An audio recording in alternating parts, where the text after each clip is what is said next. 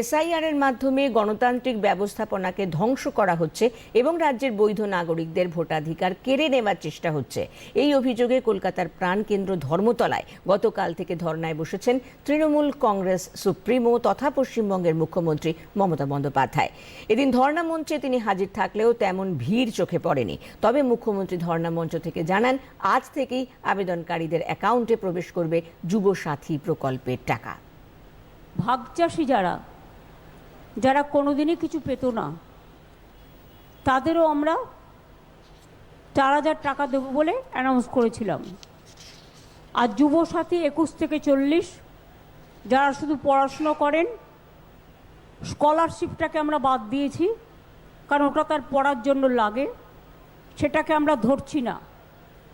বাদবাকি অন্য কোনো স্কিম না পেয়ে থাকলে তারা সকলেই, আমরা বলেছিলাম 1 এপ্রিল থেকে টাকাটা তাদের অ্যাকাউন্টে যাবে।